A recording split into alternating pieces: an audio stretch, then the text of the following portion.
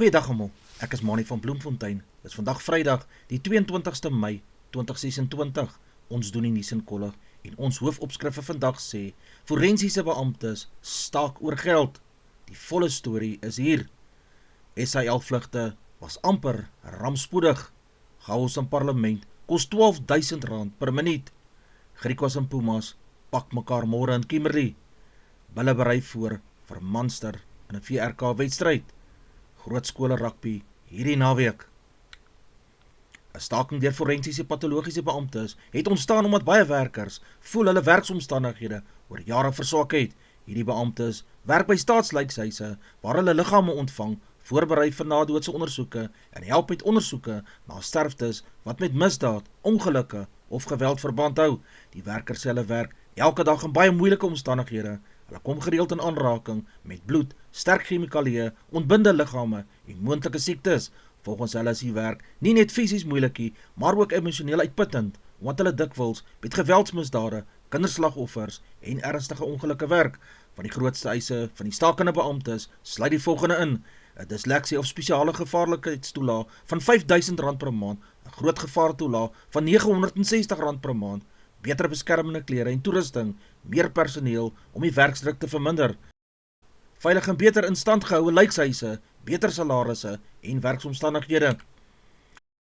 Dit kan ook druk plaas op polisieondersoeke en howe omdat nadoodse verslae soms hierdeur vertraag word. Vakbonde het die regering gevra om dringend met werkers te onderhandel voordat die situasie erger raak. Hulle waarsku dat die tekort in personeel en swak toestande al lank hulle probleem is. Gesondheidsowerhede sê hulle probeer steeds om dienste aan die gang te hou terwyl onderhandelinge voortduur. Sommige hospitale en lykshuise werk tans met noodplanne om die agterstand te kan beperk. 2 vlugte van die Suid-Afrikaanse lugdiens, beter bekend as die SAA, was glo onlangs naby aan ernstige ongelukke waar tydens gevaarlike stormweer in die Wes-Kaap voorgekom het. Die voorval het groot kommer in die lugvaartbedryf veroorsaak nadat beweringe gemaak is dat swak opleiding en gebrekkige veiligheidsprotokolle moontlik tot die situasie kom bygedra het. Volgens berigte het die vliegtye moontlike weersomstandighede ervaar met sterk winde, swaar reën en swak sigbaarheid tydens landings en opstygings naby Kaapstad se internasionale lughawe. In albei gevalle moes die vlieëniers vinnig besluite neem om die vliegtye veilig te beheer. Lugvaartkennis sê die stormweer in die Kaap is nie ongewoon nie, veral gedurende die wintermaande, maar dat vlieëniers moontlik behoorlik opgelei moet wees om sulke gevaarlike toestande veilig te kan hanteer. Sommige bronne beweer dat daar nie altyd voldoende praktykopleiding vir uiterste weersomstandighede is nie. Daar word ook gepraat van druk op bemanningslede om vlugte voort te sit wanneer weerstoestande vinnig versleg het. Die voorval het veral laat ontstaan oor die standaard vlieënieropleiding, veiligheidskontroles by SAA, besluitneming tydens gevaarlike weersomstandighede en of alle internasionale veiligheidsreëls streng nagekom sal word. Passasiers op die vlugte het groot spanning beleef toe die vliegtye erg geskit het tydens hierdie storms. Sommige mense het vertel dat die landings baie rof was en dat daar oomblikke van paniek aan boord was. Lugvaartowerhede ondersoek na die voorval om vas te stel presies wat gebeur het en of enige veiligheidsmaatreëls oortree is. Daar is bekend gemaak dat chaos en ontwrigtings in die parlement Suid-Afrikaanse belastingbetalers glo sowat R12.000 per minuut kan kos. Die groot bedrag sluit die koste van parlementêre sittings, salarisse van LPs, sekuriteit, tegniese personeel, administrasie en ander bedryfskostes in. Die kwessie het weer onder die kolle gekom na verskeie voorvalle waar sittings onderbreek is deur geskree, argumente, uitsettings van LPs en politieke onrus in die nasionale vergadering. Kritici sê sulke chaos mors belastingbetalers se geld omdat belangrike staatsake dan nie afgehandel kan word nie. Volgens berigte verdien baie lede van die parlement groot salarisse wat deur belastingbetalers gefinansier word, terwyl die parlement self miljoene rande kos om aan die gang te hou.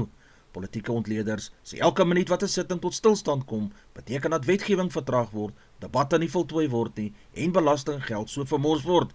In belangrike kwessies soos werkloosheid, misdaad en dienslewerings word op sy geskuif dan.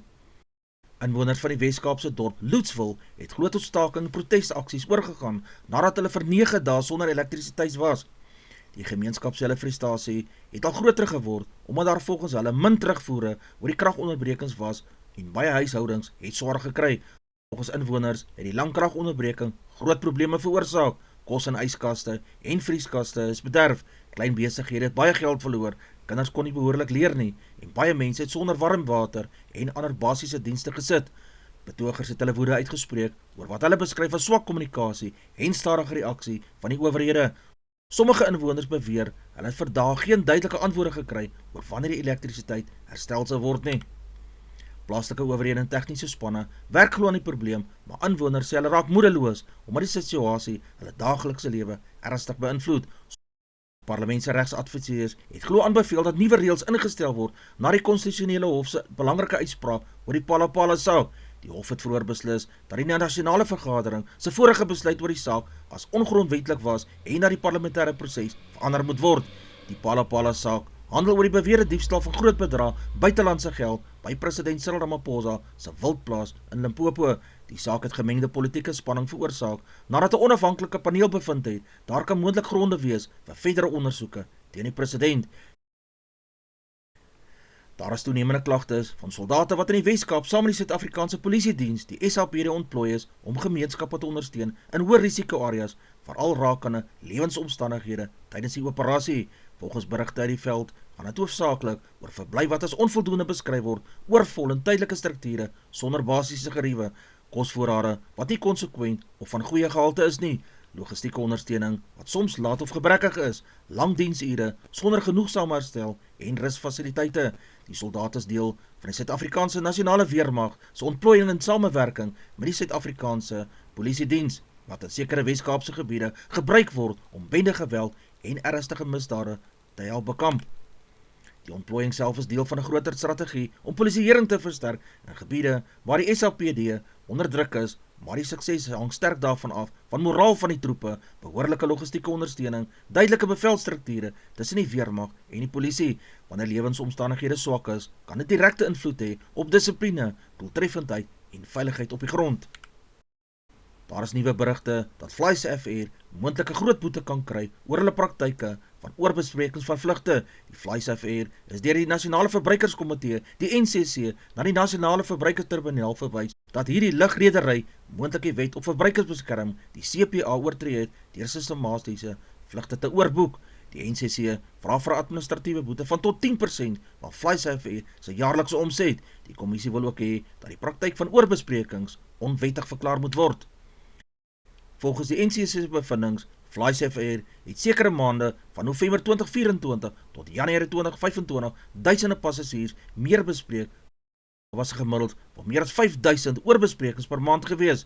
Dit het die lugredery ekstra inkomste gegee, maar passasiers soms sonder sitplekke gelaat.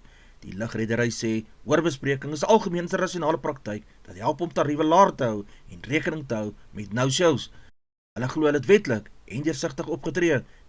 Die kern van die saak is of lugrederye mag kaartjies verkoop vir sitplekke wat moontlik nie bestaan nie of passasiers genoemde beskerming het wanneer hulle afgestoot word. Die Bulls pak volgende week die Ierse span Munster in 'n belangrike VRK uitspeelwedstryd by Loftus Versfeld in Pretoria. Die wedstryd skop af om 1400 uur. Die Bulls se afrigter, Johan Ackerman, en sy afrigtingspanne staan hard aan die werk om die span reg te kry vir hierdie moeilike kragmeting. Volgens voorbereiding fokus hulle sterk op afrondings, dissipline en slim besluitneem onder druk. Die Bulle sal waarskynlik probeer om vroeë druk op Munster te plaas met harde voorspelerspel en sterk skramwerk, veldposisie te verbeter deur goeie skopwerk en territoriale spel, snel balspel van die agterlyne te gebruik wanneer daar ruimtes is, Munster se foutjies te straf met punte op die telbord. Ackerman beklemtoon dat die span minder balle moet verloor en meer geduldig moet wees wanneer hulle aanval. Hy glo dat Munster baie fisiek gaan speel en dat die Bulls moet kalm bly in kontaksituasies. Munster is bekend vir sterk verdediging en harde duikslae, goeie strukture in stadige fases van hierdie spel, ervaring in uitspeelwedstryde, vermoë om foute van die teenstanders vinnig te benut. Die Bulls wil sterk begin en die tuisveld voordeel benut, die tempo van die wedstryd beheer, sowel as moontlike druk op Munster hou in die laaste 20 minute. Hierdie naweek se skole rugby in die Weskaap bring weer groot opwinding met die fokus sterk op twee tradisionele rugbyreuse, Paul Roos Gimnasium en Hoër Jongensskool Parel, oftewel Boys High. Beide skole is bekend vir hulle sterk rugby tradisies en lewer gereeld van die beste skoolspanne in Suid-Afrika op. Rugby liefhebbers hou sake fyn dop hoe die spanne gaan vaar, aangesien hierdie wedstryde dikwels baie nou en fisiek is. Die PRG VS Boys High kragmeting is tradisioneel van die mees verwagte skoolwedstryde in die land. Die skool het oor die jare 'n sterk streekstryd opgebou wanneer hulle teen mekaar speel en is altyd intens, vinnig en vol energie.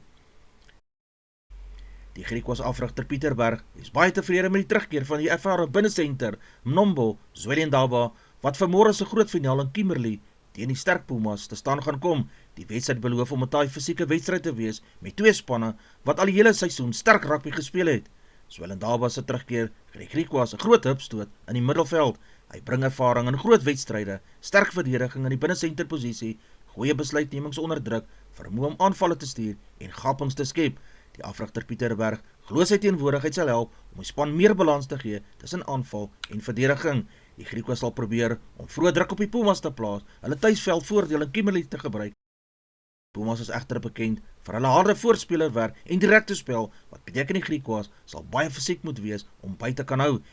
Hierdie finaal word gesien as 'n gelykop intensiewe kragmeting waar klein foutjies die verskil kan maak tussen wen en verloor. Die 2026 Franse Ope in Roland Garros in Parys begin hierdie naweek en die twee wêreld nommer 1 spelers, naamlik Jannik Sinner en Aryna Sabalenka, is onder die groot gunstelinge om hierdie titels te wen. Jannik Sinner mik vir geskiedenis. Die Italiaanse wêreld nommer 1, Jannik Sinner, kom na die toernooi in uitstekende vorm. Hy het reeds vanjaar verskeie groot titels gewen en word nou as een van die sterkste spelers op die ATP se toer beskou. Sinner jag iets spesiaals na, sy eerste Franse Ope titel en die voltooiing van 'n carrière Grand Slam, wen al 4 Grand Slams. Hy het sy spel op klei verbeter met sterk baselynspel en lang reilings, beter beweeglikheid op stadige bane, meer konsekwentheid onder druk. Die vrouekant is wêreld nommer 1 Aryna Sabalenka ook op soek na haar eerste Franse Ope titel. Sabalenka het reeds verskeie Grand Slams gewen op harde bane, maar kleibane bly haar grootste uitdaging. Sy kom egter met baie selfvertroue na Parys na sterk vertonings vroeër in die seisoen. Haar sleutel tot sukses is kragtige houe vanaf die basislyn, aggressiewe aanvallende spel, vermoë om vinnig punte af te handel. Roland Garros is bekend as die mees fisiek veeleisende Grand Slam en beide spelers sal lang wedstryde moet uithou, geduldig moet speel, op stadige klei en foute tot die minimum beperk. Die Suid-Afrikaanse langafstand atleet Pelane Segense word as een van die groot gunstelinge beskou vir die komende Kaapstad 43 km wedloop. Hy het reeds verlede jaar hierdie wedloop gewen in 'n drukwekkende tyd van 3 ure, 50 minute en 16 sekondes en daarmee gewys dat hy goed aangepas is by die uitdagende Kaapse roetes. Zengse kom met goeie selfvertroue in die wedloop nadat hy 'n onlangse groot trail en padwedlope sterk vertonings opgelewer het. Sy oorwinnings in Kaapstad het hom gevestig as een van die land se gevaarlikste langafstand atlete. Sy sterkpunte sluit in goeie uithou vermoë oor lang afstande, sterk klim vermoë in bergagtige dele, slim wedloopstrategie en pasbeheer. Hy het vermoë om laat in die wedloop te kan versnel. Die Kaapstad 43 km roete is bekend vir styl klimme en tegniese bergpaadjies. Wisselende weerstoestande wat insluit wind en hitte kan ook 'n groot rol speel. Lang afdraandes wat konsentrasie sal toets, baie mededingende veld van elite atlete. Dit beteken dat selfs gunstelinge fyn moet beplan en energie goed sal moet bestuur. Kenner sê Senge sal waarskynlik aan die begin kalm bly en in die voorste groep hardloop, energie spaar vir die middelgedeelte van die wedloop in die laaste kilometers probeer wegtrek met sy sterk afdraande se lopies. Die Springbok afrigter Rassie Erasmus sê hy is baie tevrede met die spelers wat die onlangse beleidingskamp bygewoon het en is veral beïndruk met hulle vaardighede, fiksheid en deursettingsvermoë. Hierdie kamp vorm deel van die voorbereiding vir die aankomende toetsreeks wat beide in Suid-Afrika en oorsee gespeel gaan word. Erasmus het volgens spanbronne goeie terugvoer gegee oor verskeie spelers wat tydens die kamp uitgestaan het. Hy was veral beïndruk met spelers se aanpasbaarheid in verskillende spelplanne, verbeterde fiksheid en intensiteit, sterk spanwerk en kommunikasie, jonger spelers wat vinnig inskakel by die hoë vlak. Die Springbok afrigtingspan het tydens die kamp gefokus op verfyning van aanvalspatrone, sterker verdedigingsorganisasie, snel besluitneming onder druk, dissipline en set pieces soos scrums en lynstande. Advertensie van Netwerk 24 teken in en kry verskeie tydskrifte en koerante. Advertensie van Bloemkeel vir jou. Jy kan vir Dian of Susan by 082-390-339 skakel. Hulle sê jy voertuigregistrasie namens jou behartig. Ons weerberg vir die streek lyk so: Messina 1528, Polokwane 919, Lephalale 1226, Mbombela 1121, Mahikeng 822, Pretoria 819, Johannesburg 718, Ermelo 519, Kalahari 1729, Gaborone 1425, Richards Bay 1727, Pietermaritzburg 1025, Durban 1726, Port St. John's 1624, Pongola 1528, Maputo 1926, Bethlehem 518, Bloemfontein 520, Allewal Noord 922, Welkom 1419, Vryburg 323, Kimberley 1022, Appington 1225, Prieska 1526, Springbok 1123, Karasburg 1728, Keetmanshoop 1729, Mariental 1729, Alexanderbaai 1422, Brandvlei 1425, Loederitsbaai 1522, Vredendal 1627, Kaapstad 14 en 18, Sutherland 813, George 13 en 19, Jeffreys Bay 1522, Geberra 1521, Graafrenet 29 in die Mara, Oos-London 1823, De Aar 1222, Beaufort West 1120, Malelane 17 en 30 grade Celsius in die middag. Die markaanwysers lyk as volg: die rand verhandel teen R16.45 teenoor Amerikaanse dollar, die pond kos R22.12, die euro verhandel teen R19.14, die Australiese dollar kos R11.78, 'n yen kos 10 sent, platinum kos $1,960 per fyn ons, palladium kos $1,378, goud kos $4,546 per fyn ons, silwer per fyn ons is $76.04, Brent ruolie per vat is $111.28. Gedagte vir die dag: moenie wag vir perfekte omstandighede nie. Begin waar jy is, met al wat jy het, en doen wat jy kan. Klein stappe vandag kan groot veranderings môre bring. Maak vandag sinvol, selfs al is dit net een goeie besluit op 'n slag. Dis al vir vandag. Onthou om te like, deel met jou vriende en jou vriendinne, en onthou te subscribe op my kanaal. 'n aangename dag en naweek word vir almal toegewens.